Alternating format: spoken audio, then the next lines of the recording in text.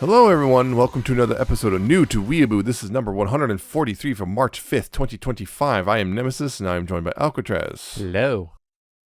Yeah, not a whole lot we're going to talk about news-wise. The one thing is, a couple of weeks ago, they actually announced that there's going to be a Railgun Season 4. Yay. Which is great, because, hey, look, it's going past Index. Yeah. They also announced a spin-off for the group Item, if you remember that from the Raildex series, the one with Meltdown, or the lady with the green lasers, and the other, the one who throws a bunch of bombs around, and the one who can sense where other espers are, and so on and so forth, and the poor guy who's basically more or less become their slave. Yeah. And the other girl who's really strong. Yeah. Really strong. Yeah, that group, they're getting us their own spin-off. I'm curious about that one because it has to take place before a certain event because considering, yes, but somewhat of a prequel then. I'm definitely kind of curious at least. Yeah, can't be any worse than the Accelerator spinoff. You'd think, but then it could be handed off to a studio which doesn't know what they're doing. Yeah, true. Anyway, but it doesn't have Accelerator, so probably true. Could happen. Hopefully not. Anyway, not talking about that though. We are talking about, once again, yes, they were still knee-deep in My Hero Academia. This time we're talking about Season 4, plus another movie. Yes. So yeah, this time the movie takes place at the end of the season. Amazing. Or at least close to the end of the season. Regardless, stuff happens. Based on what I saw in the movie, what I saw in the season, yeah, it has to take place pretty close to the end. Pretty close to the end, yeah. So in this season, they did a little bit of setup for last season, but introducing us to the upperclassmen and whatnot. Yep. But in this season, it's weird because this season is kind of puts the main plot on pause, if you think about it, and we go off to the two other almost completely disconnected. Yeah. It kind of puts it off to the side, establishes this new side thing, and then kind of sticks this new side thing back into the main plot a little bit. Yeah. I would say argue there's kind of 3 arcs here, although 2 of them are actually 4 arcs, but 2 of them are very short. Yeah. There's 2 arcs that are both 2 episodes each. But then they got the 2 main arcs. Yeah. Because the first arc winds up being, there's a work study program, yep. And Izuku, Ochako, Tsu, and Kirishima all wind up on various work study programs and then wind up working together because the heroes are working together because they're going to bust a Yakuza stronghold. Yep. Because there's a whole thing they're finding about a drug called Trigger, which can basically enhance quirks. But also, there's another drug which can disable quirks. Yeah. Yeah. Uh-oh. That's the big scary one. They're both kind of scary. They're both different kind of scary, reasons. but the disabling, shutting down quirks is woof.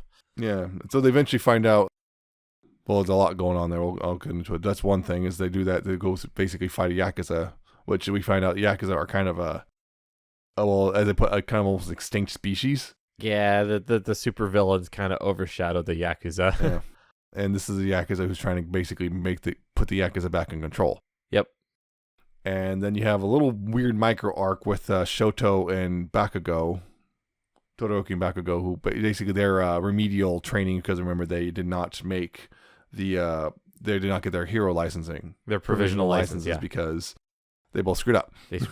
So this is part of their remedial course we're seeing, and we see that's a very interesting one. Yep. Then we see basically a school festival arc. With a new criminal part tied into that. But yep. New villain, but not exactly the most intimidating villain, usually. And then we have one final arc regarding Endeavor. Yeah. And Hawks, who's finally introduced properly. We heard his name before, but now he's finally introduced properly. Yep. One thing I'll say, I remember seeing on the internet, this is where a lot of people kind of start dropping off. I'm trying to figure out why, because I'll be honest, for the most part, I think this season, I actually think is better than Season 3. Interesting. Personally, but maybe it's just what my expectations are compared to what other people's expectations are. Yeah, there is one, since we're coming into it a bit late and we kind of know a little bit, it does change our perspective from someone who's watching it for the first time as it comes out. Yeah. But I think there's a couple places I might think why, but overall, yeah, that's not the worst. It's I think not a bad there's definitely a series, couple things I will definitely point out that's not good. Right? There's definitely a couple things I think, particularly the thing with Endeavor. I think that's really not handled well. Yeah, personally. there's we'll probably get more into depth into it, but the Endeavor thing, there's a part that I really like and a part that I'm not pleased with. There's also a part at the very beginning of the season I'm really not really happy with. It ties into something I brought up last episode. But other stuff I actually genuinely like. But this is also the season I kind of dropped off, not because of an active decision, but of course, it's just kind of I forgot to watch it. I kept forgetting to watch it, and then it just kind of, I just never got back to it. It's just kind of one of those that just kind of slipped out of my personal watching schedule. Yeah. And that was not an active thing. But I think a large chunk of why people don't really like this one, I think part of it is, one, there's a lot of people who just, get really upset when, if a story veers away from the main plot long enough, they get really mad about that. Yeah. There's a lot of people are like that. Go back to the League of Villains. When you have an entire season, which is basically a side stories, people are going to be mad about that. So I can understand from that perspective, even though I don't personally see it that way. I don't agree, but I understand. There's people who seen some of those flaws in this and really amplify them. Particularly ones we just kind of brought up and vaguely brought up. See this couple of flaws and just basically amplified so hard in their brains that they just basically the whole season's trash in their mind. Yeah, if one thing is wrong, everything is bad. And on top of that, when you have an arc, which is, I think on half of this season is kind of really low stakes. Yeah. And that's going to put a lot of people off too, particularly after season 3 with the battle between All Might and All for One. Yeah, and it's kind of like it's a sort of like a scope creep issue. Yeah. The fact it's not scope creep, but escalation. Oh, what's the term I'm looking for? Things keep getting bigger and bigger and bigger. It's scope creep in a way. Yeah, and how do you keep up with the fact that everything keeps getting bigger and bigger and bigger? Yeah, that's actually a problem a lot of shonen have in general, which is as the stakes get higher and higher. Power creep. Yeah, well, that's kind of sort of because scope creep is a little bit different. As the stakes get higher and higher, how do you keep it interesting for the viewers? Exactly. Dragon Ball Z always had that problem. Like you have villains very early on who can blow up entire planets. How do you go? Where do you go from there? Yeah, exactly. How do they defeat that villain? How do you get another villain that comes in and is even better? It is even harder of a fight. Yeah, a bigger threat. Yeah. How do you up the stakes? How do you up the ante? Yeah, you have to do it like Gurren Lagann did it, where the planet destroying ones didn't come until the very end. Yeah. But I didn't actually kind of really like the season. Maybe it's just my expectation different. Maybe just I'm looking for something different. But I kind of wound up, particularly, I actually really like the second half. I really like the second half, which I know a lot of people probably don't like it. I might disagree with you on parts in this one. There's one particular thing in the second half. Well, it kind of not one little thing, but yeah, we'll get when we start diving into a little bit more. But I think I might disagree with you on that one. Because so the first half is like I said, it was the Yakuza thing. Yep. And the big thing is the big Yakuza. He meets with the League of Villains. His name is he's Overhaul or Kai Chisaki, right? And his whole quirk is basically he can more or less disassemble and reassemble things. Anything. Including people. Which that's unfortunately... an interesting key because a lot of the powers, all the quirks, is only works on inanimate objects. Or at least a very specific type of object or something. Or something like that. But so often I see that, they can do this thing, but only against inanimates. Yeah. This is one no, he can even do it on people. Yeah, as we see early on, which is one of the things that's his introduction, he meets the League of Villains and he basically explodes Magne. Yep. Which, that's really frustrating because we just had a, trans woman popped up in season 3 and here she is, literally 2 episodes in season 4, she's dead. Because they had to kill someone to show how much of a serious threat he is. Yeah. So that's what we would pick. Let's pick her. Cool. Great job, manga author. Great job on that one. Great job. So that was really frustrating because basically he said, you can reassemble, he can only do it if he's instantly. He can't, if he waits too long, nope, they're dead. Yeah. We find out he's killed and reassembled people multiple occasions, including a little girl. Yeah. And that's the big thing. This is also, I think the first half of this is probably the darkest My Hero Academia has ever gotten. Yes. So far, anyway. I think so, yeah. Because, we find out about Eri. Eri is a perfect She's like 7 years old or something like that, and she's a little girl who's basically physically and mentally tortured on a daily basis by Overhaul. Eri is precious and needs to be protected at all costs. I will kill everyone if anything else happens to her. That's the thing. We find out about that, because there's a whole thing. Because Izuku winds up with Mirio. Remember Mirio from the last season, the third year. Power and naked. Power. Yeah. And he's been working with Sir Night-Eye, who used to be All Might's sidekick. Yep. And apparently that was hilarious. Yeah, Mirio calls himself Lemillion as his hero name because he wants to save 1 million people. Although I don't know where the limb comes out, other than I guess lemons. Lemon, because he's got lemon hair. Lemon hair. He's got weird eyes too. Yeah, Sir Night-Eye. He used to be All Might's sidekick, and for him, he disagrees with All Might's choice of successor. He doesn't like Izuku as a successor. He wanted Mirio to be the successor, which he specifically trained Mirio to be All Might's successor. Yep. So he kind of looks a little bit down on Izuku a bit, although a bit. Izuku warms up to Izuku as well, but yeah. But Sir Night-Eye, his whole quirk, I remember his quirk was he can see people's future and basically use that to predict their moves, so he can beat them in any fight. Usually, it's weird. Or in some cases, he can see how they die. Yeah, including apparently All Might, and that was one of the big ones. Yeah, he sees how All Might dies and whatnot. He also saw he sees what's supposed to be the future, and he kind of resigns to that. That's how it is. Yeah, we can't change the future, right? Right. I saw it. It has to be that way, and every single time, it's always been right. Right. Until now. Yeah. So Izuku winds up doing work study with Sir Night-Eye. In part because, Lemillion kind of helps him. All Might refuses to introduce him because it's awkward. Yeah, it's awkward. Yeah. Because All Might's personal problems, he refuses to help Izuku. Yep. But he gets Mirio, helps Mirio's with at working with him. So okay.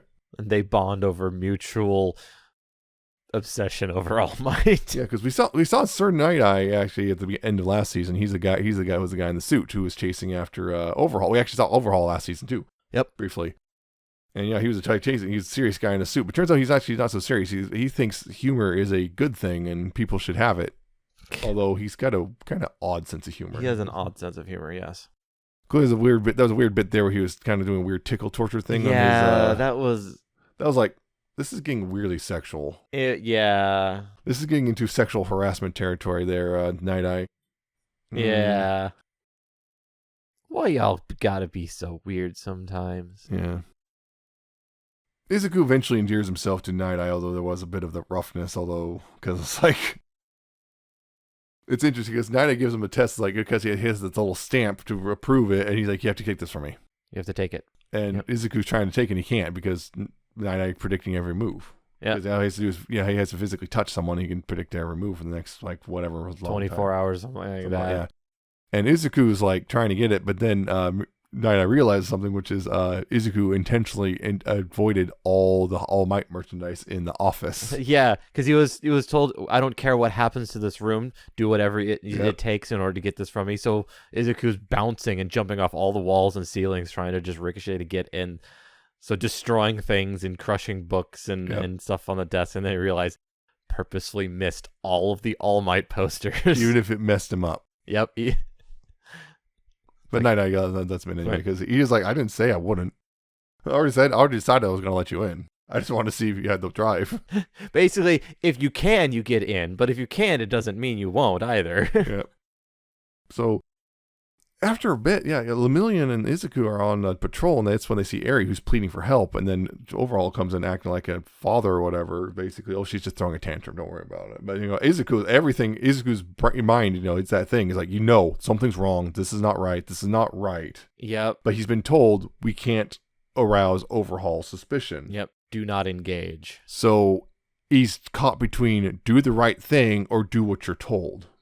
Yeah, and it's so tough. That was a especially really when you're one. like a high school kid and you're being told by an adult who's who's supposed to be taking care of you, not to do something. Yeah. And also, it's like it isn't a cut and dry right thing or what you're told, because sometimes what you're told is actually the right thing. Because sometimes trying to do something in the moment is going to make it worse too. It's so hard to say. You never really know. Yeah, and as we see though, by letting go, Eri gets to be tortured some more. Yeah, but also could they have actually done anything in that case? Yeah. Especially since they didn't know his quirk at the moment. Yeah, Overhaul could have just messed him up right there and then. Right then and there, could have killed them both And that on was site. That's one of those really big problems, and something that does happen a lot in real life. Mm-hmm. Right, so a large chunk of that, it was, so they eventually get to Izuku was the one who was actually kind of pushing for one thing. He convinced Night Eye to join over there. Because of everything, if I recall correctly. Something like that, and they all get together. Apparently, A bunch of hero agencies get together, because I remember, guys, Fat Gum was with Kirishima. Yeah.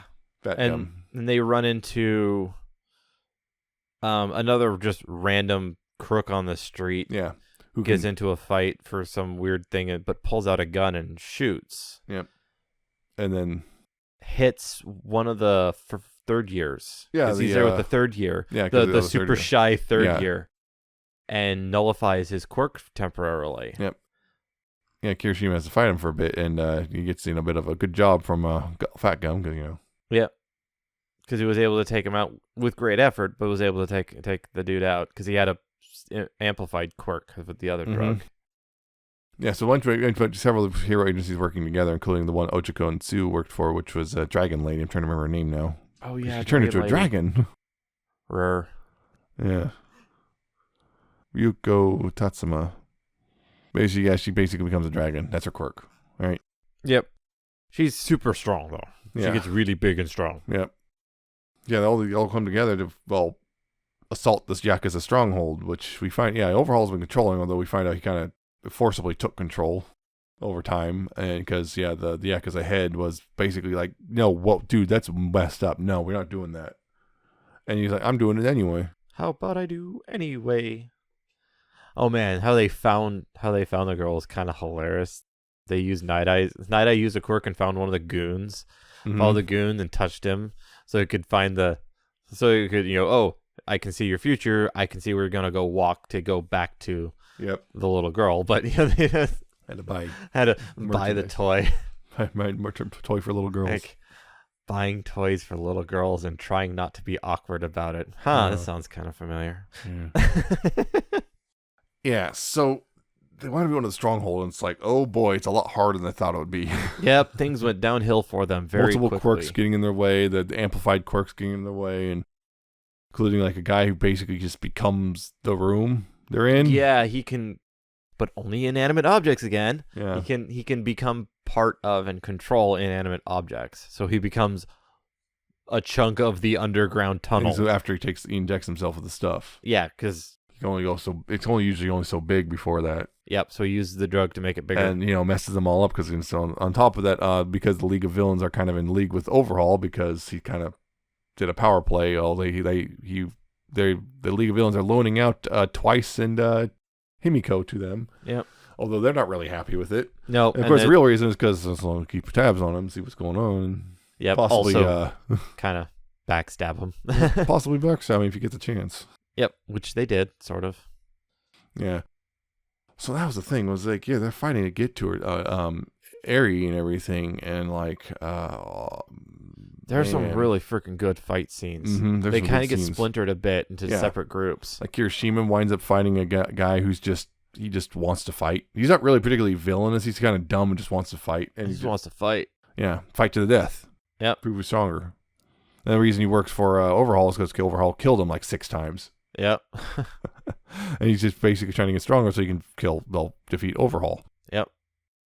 And that was the thing. He actually even lets them, Fat Gum and Kirishima rest for a bit so they can recover so they can fight again. Yep. Because he just wants to fight. He's probably the most honorable villain. Just inadvertently. Yeah. Yep. He was working with another villain to do a shield thing, but yeah, he was like, "Are you stupid?" And then nope, gets punched by the big strong guy. Yep. There was also that third year. What's his face? The shy one again. Yeah. Yeah. He winds up fighting a bunch of dudes. Was it Tamaki? Yeah. Tamaki was like it turns out when he eats things, he takes on their characteristics. He is what he eats. Yeah. Yeah, and he fights a bunch of dudes, and he actually does at first is he fights them pretty well, and then it looks like he's backed in the wall, and then he fights them. Actually, he's able to outsmart them. Yep. Sun Eater, that's what his name. Because there was one of the guys was like he literally like could just steal something from you. Oh yeah, yeah. There was that. It's mine now. It's mine now. And the guy can eat anything. The dude that can eat anything. And then there was who was the other? What did the other guy do? I'm trying to remember. There was 3 of them. Yeah. Yeah, the third guy. I don't remember. But regardless, he's able to use his quirk to beat them eventually because he was smarter than them. Use their own hubris. But yeah, everyone's getting separated, and eventually, Himiko and Twice were there as well and fighting. Although, including stabbing Rocklock because he was one of the heroes. He can basically freeze stuff in midair. Yep. Lock things in place. Lock things in physics. Yep. And use it like the paintbrush in Oblivion. Yep. He literally brings a board with him so he can parkour across the thing. Throws it, locks it in place, and then uses a stepping stone and gets it. Useful. Very useful. Anyway, he gets stabbed, and Himiko and Twice wind up bailing out, and then they antagonize what's-his-face is controlling the walls. Yeah, the antagonist, because they find out, he's got one heck of a temper. So they antagonize him, talking about how crap, how lame crap Yakuza are. Yep. And, piss him off enough, the heroes are able to overcome him, and then they just kind of skedaddle. Yep. Well, they try to intervene again and take Eri, but they fail at that. Probably a good thing. Probably a good thing, yeah. But they wind up fighting Overhaul, and the problem was one of Overhaul's goons hits Mirio with the new version of the quirk suppressing drug, which is permanent. Because they refined it enough. And we also find out where these drugs are coming from. Oh, they're coming from Eri. Yep. They're synthesized from her. Yeah, they're come from her, which is why Overhaul keeps, literally physically tearing her apart and rebuilding her. And we see she's constantly scarred up, and she's traumatized, and also we find out what her quirk is, because she doesn't even know what it is. Yep. Until we find out, which is she de-ages things. It resets things. Yeah, she has a reset quirk thing. Yeah, she can de-age things, and so she found out, as we found out the hard way, when her quirk manifested, she de-aged her dad into nothing. Yep. Oh. Yep, and that's why her mom abandoned her, because you're cursed. Yeah, cursed. She's got a little horn. She's cursed, and she's unlovable, and she's cursed, and yep, it's awful. And Granddad was the only Yakuza granddad was the only one willing to take her in. Yeah, and then Overhaul just saw her as a tool, and yep, hurt Granddad to give himself the power. So yeah, he overhauls himself and combines himself with some other guy to make himself super strong with this weird, crazy quirk, and then Midoriya fights him because he's carrying Eri on her back, and she keeps undoing the damage he does to himself, and he goes to 100%. So he's able to go to 100% for the first time ever. And not destroy himself. Because it's constantly, he is destroying himself, just being healed so quickly. Instantly, because Eri, that's the other thing about Eri, she cannot control her quirk. Yeah, we find that eventually as he fights, eventually beats Overhaul after a very long drawn-out fight. Yeah, it was a freaking epic fight. It was. But I'll be honest, it kind of drawn out a little too long. Maybe a little bit, but it looked cool. Yeah. The whole thing in general, not just him and Overhaul in the air, but the whole thing. Yeah, the whole thing beforehand. 5 episodes this is kind of taking a really long time. Because Overhaul kept just BSing his way out of it. But anyway, after Izuku beats him, the problem is, Eri's quirk's still going. Yep. And now he's feeling the pain. Eventually, they find that, Aizawa. Yep. Because Aizawa was there the whole time, but was stuck. Yeah. Couldn't get there in time. This is the solution, which is he can just nullify the quirk. Nullify it. Yeah, so she then passes out because, fever and stuff. And the problem was, in the process of this, not only did Mirio lose his quirk, Night got a hole in his torso. Yeah, he got a rock big hole in his torso. Straight through his chest. Yeah, and this is one of the things he saw that, we're going to lose. We're going to die, and we're going to lose, and Overhaul's going to go away. We saw that. That was the future. That was his future. And then Izuku went, nah. Izuku and actually One for All went nah. And Eri, I think the key might actually in this one might be Eri, and her reset thing messes with, I guess, time in a way, so the future prediction gets messed up. Yeah. Regardless, the problem is Night Eye does not make it. Night Eye does not make it. It's a really touching destiny, actually. Because we see him just kind of telling Mirio he's going to be an amazing hero. Even, he's using his quirk, telling Mirio he's going to be an amazing hero. Yep, you're going to be an amazing hero. Even though at this point doesn't have a quirk. He lost his quirk. They did leave the opening up that, it may be possible using Aries power later if on. she learns how to things are control more it. controlled. Yeah, it basically reset him back to before he lost his quirk. Exactly. But Aerie needs to learn control first. Yeah, that's the problem. Apparently it has something to do with her horn, because she has a little horn in her forehead, and it just grows when the quirk goes out of control, which shrinks down when it's not out of control. Yep. So yeah, that was the big, huge, dark arc in the beginning, right? Yeah, honestly, I think that was it. I think my biggest thing is it's overall really good. My biggest thing, there's two parts where it kind of drags a little bit. There's a bit shortly into it, like we're right between like when Izuku finally first gets his work study, and kind of between when he first got kicking off. Right there, kind of drags a little bit. Okay. And then the fight with Overhaul takes a really long time. Fight, yeah. And it's just kind of like, oh, come on, just die already, It's like that boss in the middle of the game who just has a stupid extra BS phases. A power or something that prolongs the fight. One of those bosses, you get down to like 10 health or something, and then it heals itself to full. Like, again. Yep. You have to do it all over again now. It just becomes and you do it again, and it's just, that's what it was like for me personally. It's just like, it did drag a couple spots, but otherwise it was a really solid Yeah.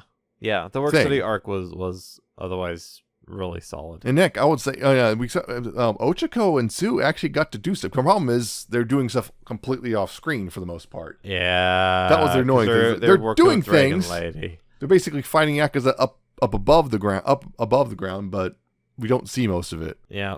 We also see another thing interesting was Himiko and Twice basically. Himiko pretends to be Midoriya to tell Ochako and them where Overhaul is. Yep. So Himiko does a good thing unintentionally. Yeah, basically that was the backstab. Because that's the other thing we see is Overhaul. Yeah. He gets captured, but it's like still alive, and we see the villains come along. They intercept the prison transport, go to Overhaul, and as a bit of revenge, because Overhaul also took Compass's arm in the process. Bit of revenge. Compass takes his arm. It's like, just even though he got a mechanical one now, it's like, eye for an eye and all that. And then Shigaraki decays the other arm because apparently Overhaul requires his hands to be able to use his quirk. Yeah. Because that was the thing. He has to touch you with his, I think. It has to be his hands. Yeah. Is it? I'm trying to remember, because him and Shigaraki have somewhat similar in that it has to be their hands. Like one of them requires like all fingers to touch or something. Yeah. Shigaraki's requires all touch, but Overhaul needs to be able to touch you with his hand to be able to use his quirk on you. Yeah. But also Overhaul apparently is a bit of a germaphobe. It's pretty obvious. I mean, he does not like when people touch him. Right, yeah. At all. He wears a mask, he wears gloves. Yeah. And he seems pretty openly disgusted with the idea of having to touch things sometimes. But anyway, then we see him just, after all that, they say bye. They don't kill him because it's like, part of me wants to kill you, but it's better to leave you like this. Kind of in a prison. To the pain kind of a thing, yeah. And just, we get to hear Overhaul just screaming. Yeah. As we also see he's breaking out or something, which that tells me the germaphobe thing. The breaking out is just had his arm disintegrated. Well, the breaking out also. I would say the breaking out. He did it before. He was also breaking out before. I think that's a genuine psychological reaction to the idea of germs, because he thinks openly calls things disgusting and whatnot, and he wears the gloves and the mask. But also his arm just got disintegrated. Yeah, but that can't be. I'm talking about the hive thing, but he breaks out and they start screaming, and they just leave him alone. It's like, you know what? I can't hate the League of Villains right now because I really hate Overhaul. Yeah, he's an awful person. Which he's the villain. You're supposed to hate him. Man, he is it's like with the other so far with a lot of leagues the League of Villains, we there's a bit of a lot of them there's been a sympathetic angle so far, like twice. Not with Overhaul. Not with Overhaul. But no, there's nothing sympathetic about him. He's like he can go rot in prison for all the rest of his life, armless in prison. Yep. Been disarmed. He has been disarmed. Yeah. Yeah, that first half is pretty great. The second, then we get that whole thing with the Bakugo and Todoroki and the little kids. And the little kids. They have to take care of these little kids, which it's a swerve. We're like, okay, what's their big test? You have to take care of these children. Oh, that's a hard one. That's a hard test. But especially they give them the problem kids. It's a class of the problem kids. Just these problem kids with really powerful quirks. The teacher cannot control them. And there's one kid. It's pretty clear there's one kid who's a ringleader, and we see him pretty quickly. Bakugo should have just punched that kid. Yeah, that kid needed a punch. needed a punch, but regardless, they're able to get through the kids eventually. Yeah. Also, the wind guy, what's his face, who's not bald, as he keeps telling Bakugo, "I'm not bald. See, I'm not bald." He's got really short hair. Yeah, from the other school, the one. Yeah, the wind kid. There was a whole thing there between them and Endeavor too, because Endeavor and I think was Endeavor up there watching. Endeavor was watching and with embarrassing Shoto. Yeah, it's All Might because he also was trying to talk to All Might because like, what's it mean to be the number one hero? Yep, and they were having that heart to heart. But then that was the whole thing because there's history between Wind Kid and Endeavor and such that we learned from. And the Wind Kid kind of decides to be the bigger person, I guess, kind of. Yep. Oh, that was the other thing I forgot. Nejire was Nejire. Yeah. Oh yeah. She was part of that whole thing too. If I see your parts, they're powered. She gets like these energy tendrils that she gets used to fly and everything, using her body vitality. It's like, sometimes these quirks are kind of weird, and like I don't think the science really works here. Like, actually, that reminds me. I almost forgot to bring it up. Last season, there was that bit with the the test where they got stuck in the building. Like Momo and them got stuck in the building with that girl who was the high. Her quirk's literally IQ. Oh, she drinks tea and she gets even smarter. And yeah, that one. Yeah, IQ. You mean that racist measurement that doesn't actually really measure intelligence very well? Right. Maybe it's a translation thing. I don't know. No, they really do. Yeah. IQ. Yeah. It's just you get the idea though. She just gets smarter. Yeah. She just gets smarter. They just use improper language.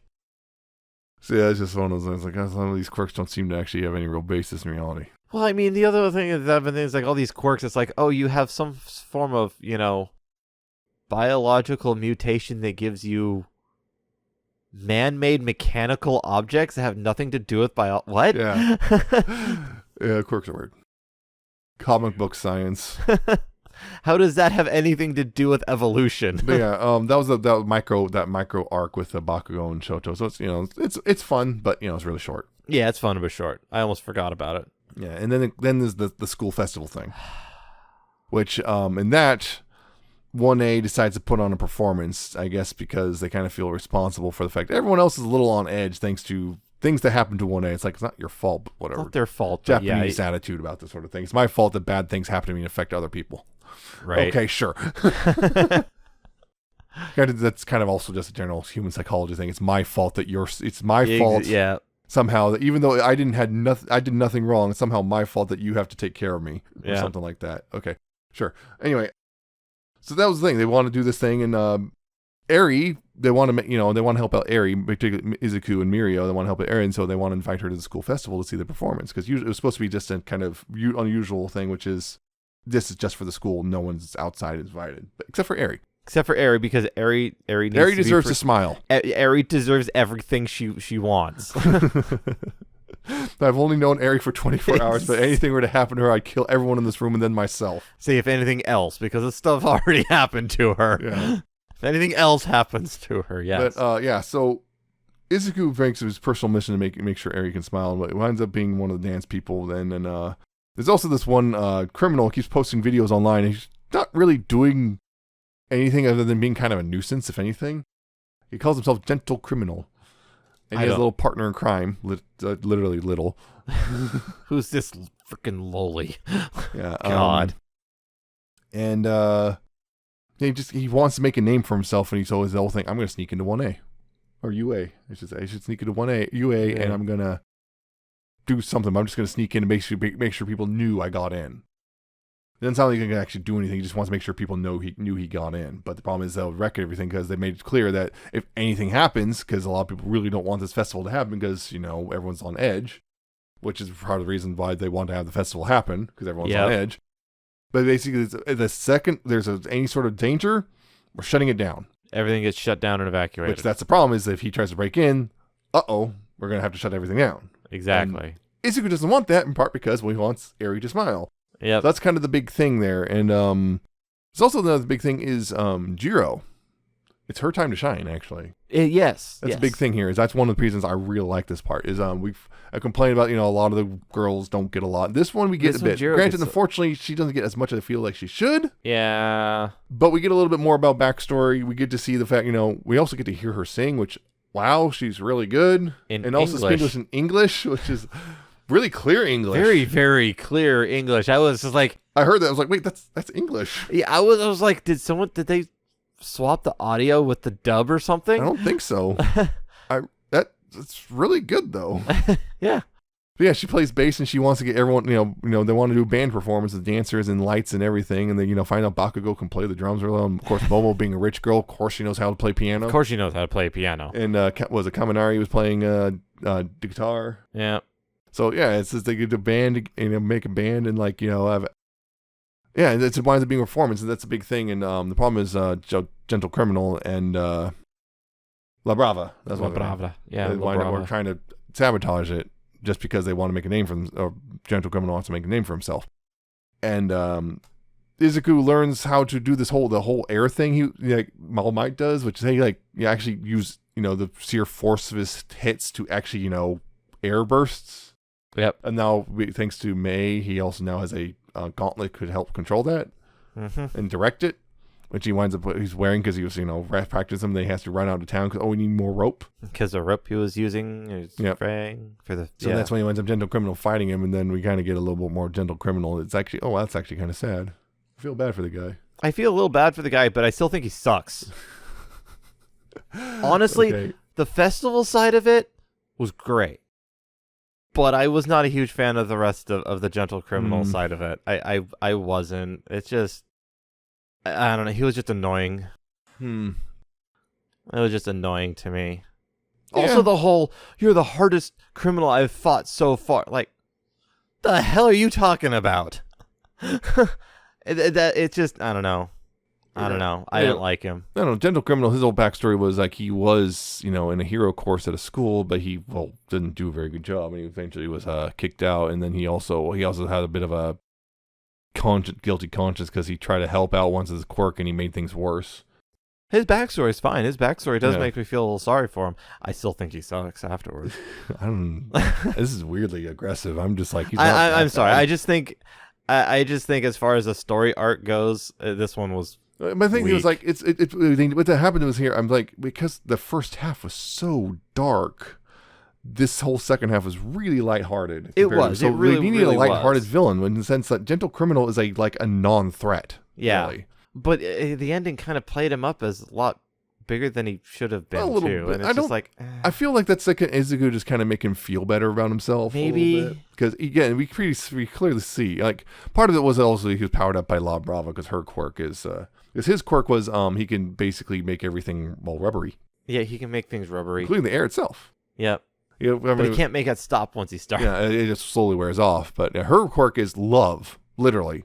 Yep. If she loves someone, they get more powerful. And the more she loves them, the more powerful they get. And that's that she powers him up, and it makes it more difficult for Izuku to fight him because he's now really strong and fast and all that stuff. So again, she's also really short. Apparently, her official height is 111 centimeters. She's what, a middle schooler? No. I'm pretty sure she's not. I believe the implication is she is an adult. She's just short because it's her hair when she's in middle school is only down to her neck. But by the time she meets it with first time she sees Gentle Criminal's first video, her hair is way down to her waist. Yeah. If not longer. So yeah, that definitely means time passed. Yeah, I thought he was I thought Gentle Criminal's a lot older than he was too, because considering the mustache and the hair. Yeah, he's in his 20 something. Yeah, he holds himself like an old noble. Yeah, but he's 27, 28, something like that probably. Does he dye his hair? 32. 32. Yeah, I think it's his hair is just naturally just. God, he's really, a geezer. I think his hair is just naturally just really he just light has colored. silvery hair. Yeah, just and there is some neat things with La Brava. She got teased a lot and as a kid, and she's got circles around her eyes. Yep, dark. And that was a nice moment when Gentle Criminal painted eyes around those circles around his eyes to match to make her not feel bad. Yeah, there was some nice parts about it. I just think the arc. One thing I do like about her also is It's got a little actually sappy, if anything. Yeah, it's it's really whole. sappy. I mean, her birthday is February 14th. But beyond that, what I liked is she was central to his plan because her skills. She's got seriously good hacking skills. Yep, she's a hacker. And also, like, his videos were sucking for a while. And she's like, I can make him better. Because he's bad at internet. Yeah, he's bad at technology. Which is why he seems older. He seems like a boomer. Old at heart. Yeah. Yeah, but on that, I was just like, I just kind of found it like, and on top of it, I like the thing at the end where he's like, they show he's not really that bad of a person. Like, we also, like, early on, he robs a store, but then he leaves the money. Yeah, because it's not about the money. It's about the fame. It's about the show.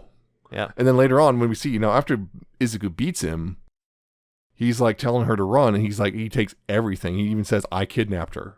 Yeah, because he's trying to keep... And brainwashed her.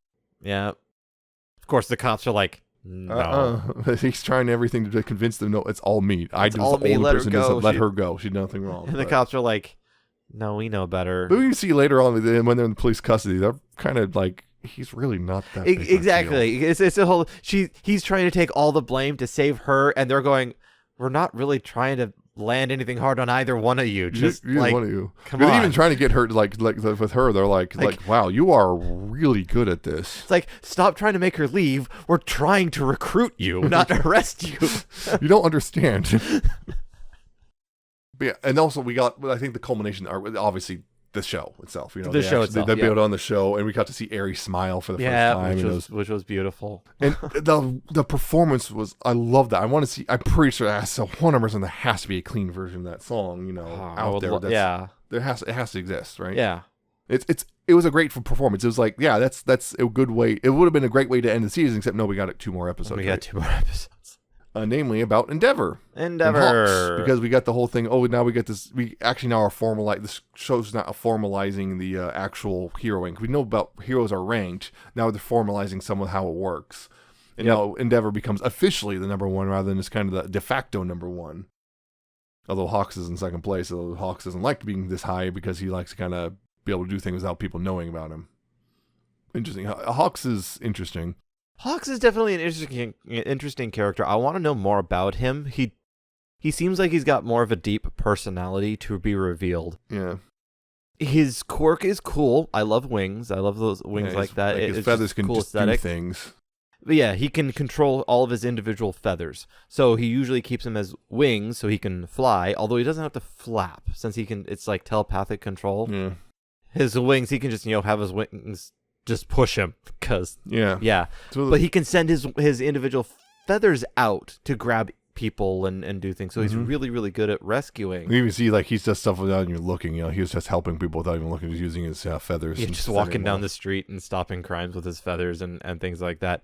But personality wise, he likes to work more behind the scenes and from the shadows. He's intel and recon and he doesn't like all this attention on him. Yeah, he doesn't like the attention on him, although he made quite the name on stage there at the rankings. And just kind of starts saying things, and people are like, what are you doing? But it's probably one of those, he's going to say things shocking, but it's going to push things in the right direction. You see Endeavor, because they wind up fighting a Nobu again. And a new Nomu shows up. Nobu, yeah. Yeah, Nomu shows up that can talk. And learn. That's a new one. And learn and do other things and whatnot. And there's a huge battle that him and Hawks are working on. They slice a building in half. Yep. Nomu slices it in half. And Endeavor's really struggling. And so is Hawks. Yeah. Hawks doesn't have the strength for it. He's still trying to help out, but he's also Endeavor's evacuating pushing himself so hard that he's overheating. Because apparently that's the limitations of his powers. Eventually he starts to overheat, and that's bad. Yeah, and that's bad. But he eventually puts himself in. Actually, he's able with Hawks' help, he's able to get himself out of the city, so in such a way that he's able to go all out. Yep. And destroy the thing. Because the problem was the Nomu kept not letting his head be destroyed. Yep. And this Nomu can regenerate. So really quickly chopped all parts off and blew up everything but his head. And nope, head's still alive, so it can still regenerate. Nomu literally ripped his own head off and threw it to the side, so it wouldn't get burned. Yep. Okay, it's because it's learning. Yeah. And then we see the civilians are freaking out, and everyone's like, "This is what it means to not have a symbol. We don't know what we're gonna do." All Might, we have no All Might now. What now? No All Might. What does this mean? And that's what this is. Establishing sort of a new But symbol and something. my big thing here is we've already established Endeavor abused his family. Exactly, and that's what's like. And they're just kind of glossing right over. It was. I mean, they bring it up. They bring it up, and they're kind of acting like this somehow makes up for this. Yeah, that's like, my no, biggest, it does not. The rest of this episode was freaking amazing. The fight scene was cool, and Endeavor is getting character growth, and he's becoming a better person. But they're using that to gloss over some really nasty stuff, and I don't like that. It just feels kind of gross. Particularly, it doesn't help that one of his victims is kind of like excusing it too. Right. That's a thing that happens. That is absolutely a thing. They're acting like, no, this is totally. She's right though. It's like, no, you need to address it. You need to actually address it. And so far, they're not. And so far, it feels like they're just kind of like, this is perfectly fine. See, he's better now. He's a better person now. We don't have to bring this up annie That's not how it works. Yeah, yes, he can be a better upsetting. person, but there needs to be work here before you just... I almost forgot that at the beginning of the season, there was that reporter. The reporter has the one episode that was the very literally the beginning because they're trying to figure it out. First episode that this person's been selected to be. He figured out Izuku's special. Izuku's special has been kind of selected to take over. I'm just gonna bury this story because I want to be the one who writes the book about you when you become a big hero. Yep. That was one of those. It kind of leads with this idea that this reporter is gonna reveal the secret and ruin sleazy things and kind of sleazy, and then no, he's actually a good person. Yeah. So it's like, oh, that's nice. Yeah, that's kind of the season. That is kind of the season. It's really fun, actually. I personally find, it's got glaring problems. You apparently really do not like Gentle Criminal. I was just not a fan of Gentle Criminal. I thought he was fine, and annoying. personally. As far as a criminal goes, and some of the like his mannerisms, it was just like. Personally, I thought he was fine just because it's kind of the lighthearted thing we need after that darkness in the beginning. Yeah, but still. I don't know. I don't like the stupid Endeavor. I didn't like the, just again, problematic queer representation with, hey, look, they just killed one of the few trans people in the show. Just kill her off. Yeah. Great guy. Great job. Like a variant of the all our gays are dead again, or whatnot. Also, the first half of the season does have a couple bits of the kind of slow spots. Yeah. Which is weird because one of the slow spots is also during the big climactic battle. You think that'd be not so, but yeah, it's like you got these really hype moments and this slow, and then another hype moment. Well, is that? I haven't watched all of it yet, but Dragon Ball do something like where the main fight is like half the season. Yeah, that was because they had no material to work with. Exactly, you gotta stretch this notoriously behind. Was notoriously kept missing deadlines. Yeah. Yeah, the other thing we watched, of course, is the Heroes Rising movie, which I'm going to say is a better movie than the first one. With one exception. Oh. I have because opinions so this movie about this movie. 1A gets basically assigned to basically a little quiet island, not much crime happens. Basically, as a way to this is what's like being a hero in the real world, and then wind up helping like stuff like getting a grandma to her hospital, helping a guy start up his tractor because the battery's dead again, and literally almost rescuing a cat from a tree type stuff. Yep, pretty basic stuff, but it's important for the most part. Important. Everyone there is pretty much on board with it except for Bakugo. Except for Bakugo, he just wants to fight villains. Yep. He just wants to punch things. But also at the same time, we see, hey, guess what? A bunch of heroes are going after a van being driven by the League of Villains, and turns out there's some guy in there named Nine, and he's really dangerous because turns out he has a quirk that's almost identical to All for One. Basically, can steal other people's quirks. And may have actually gotten it from All for One. Thanks to a doctor guy. Looks a bit like a Robotnik. First time I saw it, I was like, whoa, Dr. Robotnik. Yeah, but the mustache not quite big enough, but regardless, there. So they wind up at this town because it turns out they're trying to get a quirk from a guy who cell activation. Cell regeneration, cell activation was not, and it turns out that his quirk's incompatible because it's the wrong kind of blood type. But his son's works just fine, so he's trying to get the son from the island who lives on this island, and so 1A is now thrown into the ringer. Yep. Because there's this team of villains who are really strong, incredibly strong. Yeah, and they are able to eventually beat them, but it takes a lot. So that's the movie essentially. Essentially, the movie. The big thing here is all Class of 1A gets to be in the movie and do things. Yes. Yeah, there was one. There's a lot of characters got to show a lot of growth. I loved how we saw Ochiko got to see her power up. Yeah, we see her do things. A lot more things and whatnot. Sue got to big contributions. Like, hey, a lot more. One thing I will say, everyone seemed to get a lot of good contributions, except Todoroki seemed to be a little nerfed. Yeah. It's like, we've seen you be a lot more powerful than this. But that was like, as far as power goes, that was the Jiro got to do stuff. It was nice. Jiro got to do stuff. We saw Momo actually, like, basically supplying everyone with supplies, all the citizens, because, after evacuation. Naval laser dude has more lasers now. He actually had those all the time. He just hasn't really used them a lot. They when he first got his costume, he explained it a little bit, but he hasn't really used it. Yeah, he's never used it before until now. Mina got to do a bit. We got to see Mina actually because her whole dance thing. We got to see her doing flips and stuff. Yeah. Yeah, and of course then she gets shot in the leg. And she got shot. And we just see a lot of that stuff. And again, we see that kind of ties in the League of Villains a little bit. But yeah, this 9 guy, he's just trying to stabilize himself because all these quirks is really wrecking his body because he can hold up to he holds 9, one of them being the actual taking quirk, and the rest he tries to take Izuku's quirk, but he can't because too many. There's too many. They can't. That was the other thing. Oh yeah, I forgot that there was a teaser at the end of season 4. Here, there's a teaser about he was asleep and then he at the end of season 4, the teaser, he's finally connecting to his avatar state. Yeah, basically. And then he wakes up because, of course, it's funny when you see him asleep. He's like, in his gym clothes, face down, his face in the pillow. It's like, oh, he did. I know what he just stumbled in the bed and just flopped down and fell asleep. Yeah. Regardless, yeah. So yeah, they're fighting these guys, and that's really hard. They have to split up, and like at first, Bakugo takes out one of them because there's 4 of them, and there's only 3. It was one of those. It's a good matchup. He just blew him up. The other 3 though, they got Chimera, who's just animal bits, and he's really strong, insanely strong. The girl Slice, who can her turns into knives and stabbing weapons, and apparently projectiles too. Yeah, 2 knives and then 9 again, the multi-quirk. Multi-quirk looks like a knockoff All for One. Yeah.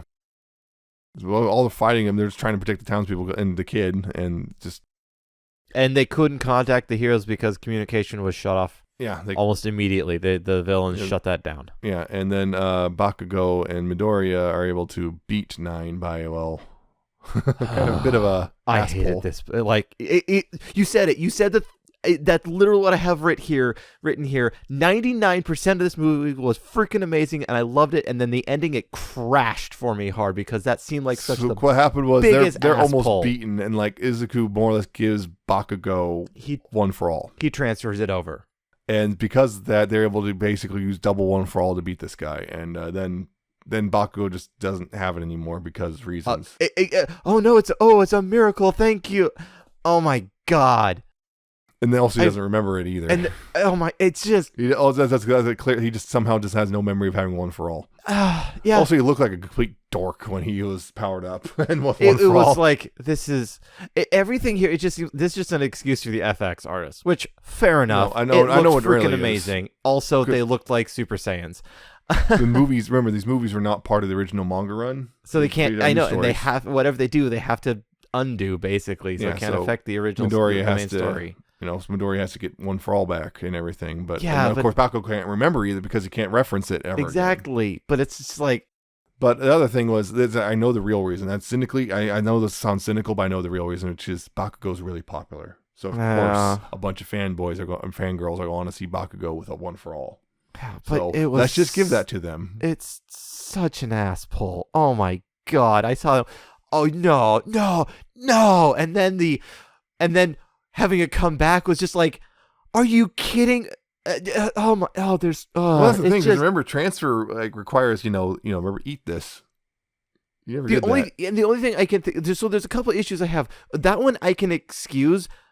Maybe their fingers were bloody. Maybe they had cuts on their finger and it got it through. Okay, sure, it's stupid. Whatever. People do like blood brother things like that.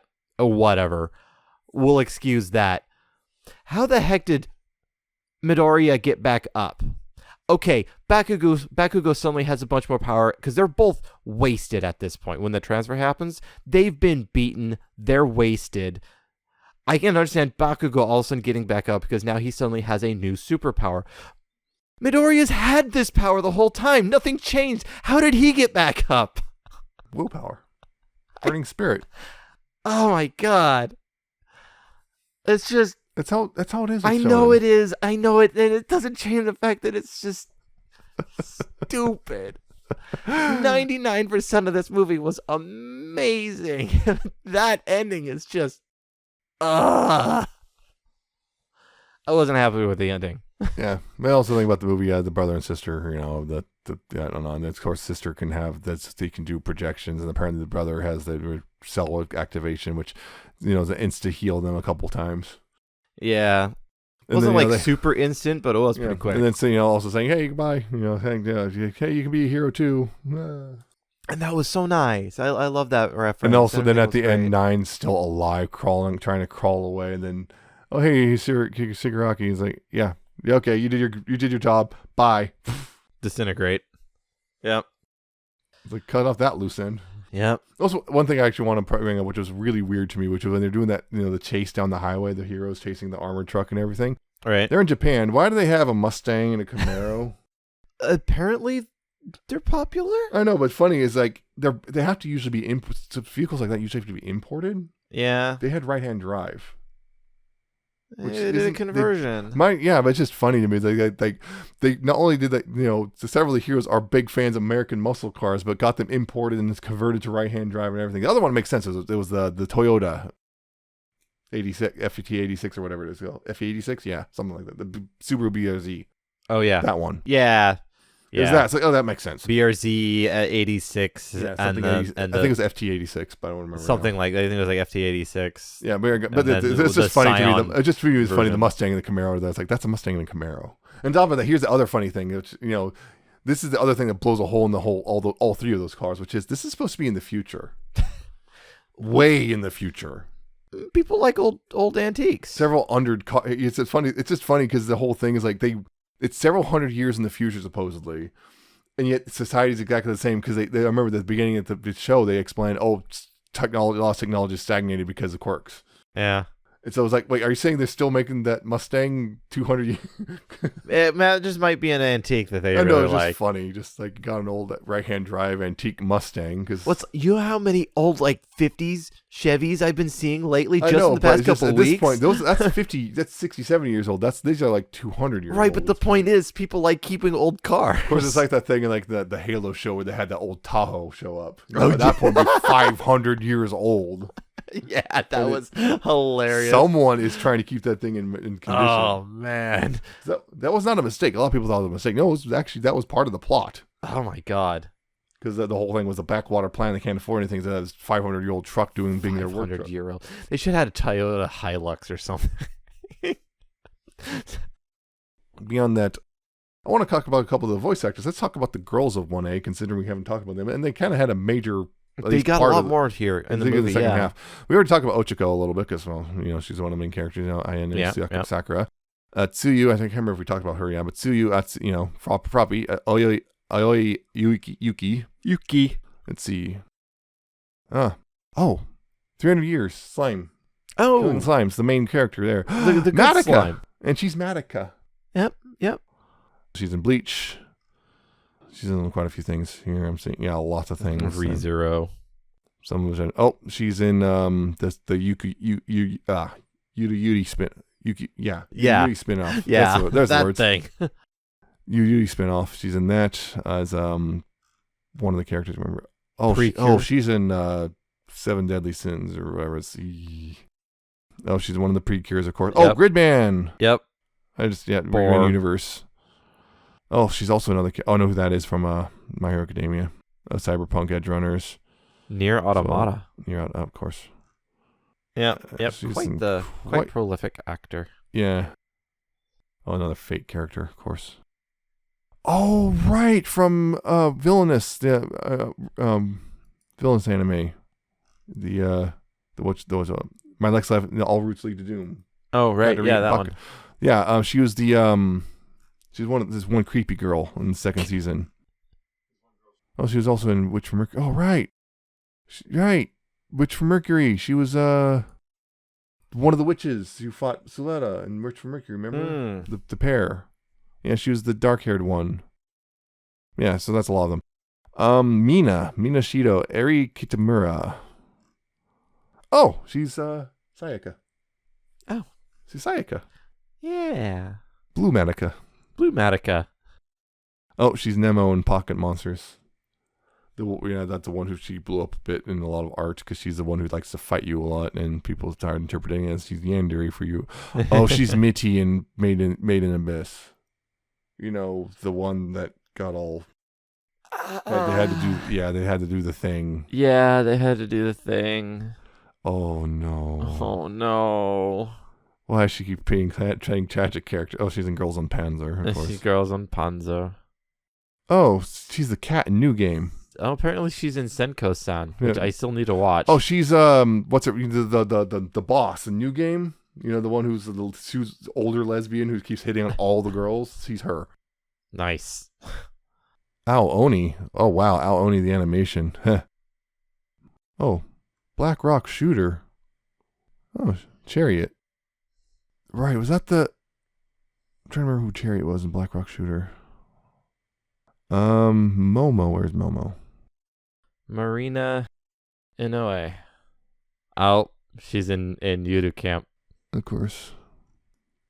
Azure Lane. Azure Lane. Denji. Oh no. Chainsaw Man. She must probably be a younger Denji or something. Something like that. Yeah, because they had those flashbacks. Oh, Data Live. Digimon. Jujutsu Kaisen. Wonder Egg Priority. Oh no, not that one. Oh, Wonder Egg. Why did you have to do that? Why'd you have to do us dirty like that? Oh, that's SNK. Pokemon. Sonia from Pokemon. Attack on Titan thing again. Oh, Darling in the Franxx. Blech. Lyrical Nonoa. Maho Shoujo Lyrical Nonoa. Hunter. Hunter. 2011 version. She's Yoko Littner. There it is. Yep. Some of these things looked familiar, and that's why. Toru Hakaguri, Invisible Girl. Kaori Nazuka, who's she's also Mount Lady. High Card, oh yeah. Oh, that one that the Danger's in My Heart or whatever anime. She's one of the characters in the Mega Man spinoff for Konosuba. One Piece. Oh, she's Uta in One Piece. Okay, that's a big deal. That's a big, yeah. ReZero. Non Biori. Yep. Non Biori. That's another big one. Psychopaths. Haikyuu. That's a big one. Oh my. Oh, there's a Pipimi. There's one. Hey, found found a Pipimi.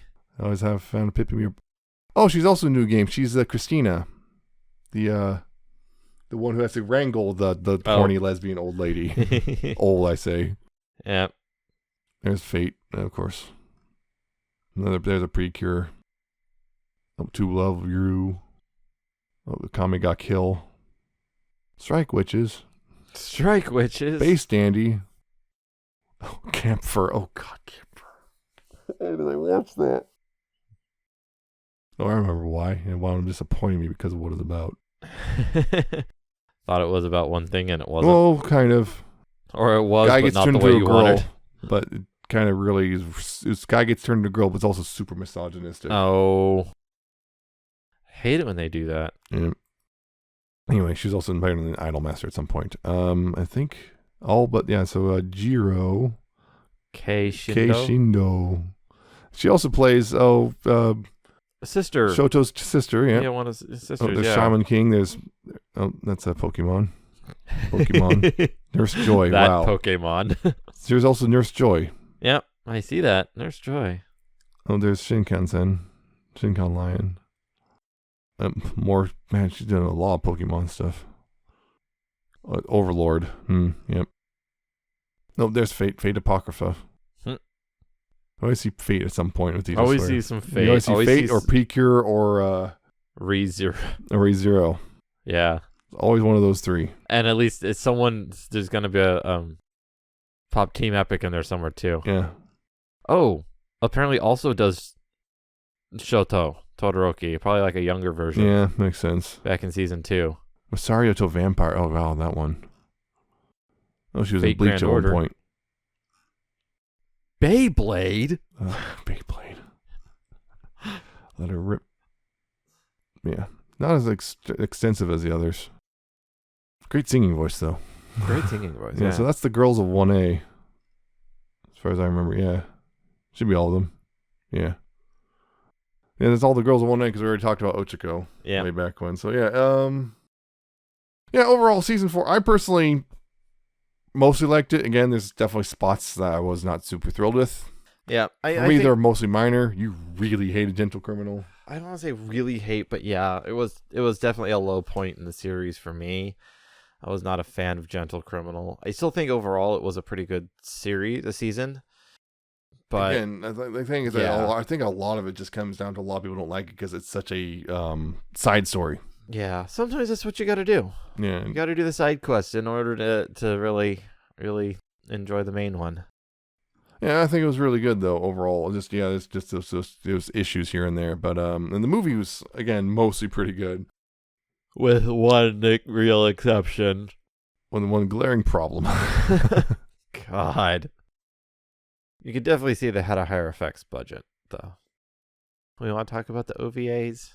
The OVAs don't matter. They really don't matter. It was just a training mission, and yeah, they went to an underground mall thing, and then they collapsed, and then they started flooding. That was part of the thing, and everyone had to work together. Yeah. The only thing I would say is also we see Bakugo definitely on character growth thing. It's like he's getting better. He's getting better. Although he still has the thing where he doesn't want to admit that he actually cares about these people. Exactly, he does, but he'll never admit to it. He's acting all soon. Yeah. I think that's it for this one. I think so too. If you enjoyed it, you can check out other episodes. We'll be talking about this for a while too. newtoweeboo.libsyn.com is spelled LIBSYN if you want to check out those other episodes. You can subscribe to the RSS feed there. You can subscribe to the Apple Podcast, Spotify, YouTube, or Amazon Music. If you find it on there, search for New to Weeaboo and you'll find it, I guess. Hopefully. You can also contact us via email, newtoweeaboo@gmail.com. If you have any questions or comments or anime recommendations. Again, we probably won't, if you do recommend us anything, we will not get to it for a while. We got some stuff to get through, but we might put it on our list eventually. Yeah, or we already have a plan to do it. Yep. Who knows? And if also you want to follow our various social medias, all listed at newtoweeboo.libsyn.com/contact. All of it will be there, and you could follow or whatever if you want on any of those. That's it for this one. Again, we'll be talking about My Hero Academia Season 5 next time. So we're getting closer to the end. Yeah. We're in the final stretch, I guess, in those last 3 seasons. So yay. So we'll see you then. It'll still be March and much closer to spring as well. Yes, the rain should be hitting again in our area. Because it's Washington, so it's going to rain. Yeah. Although it's been nice. Yeah. I think it was supposed to rain today, and it hadn't this morning. So we'll see you then. So goodbye. See ya.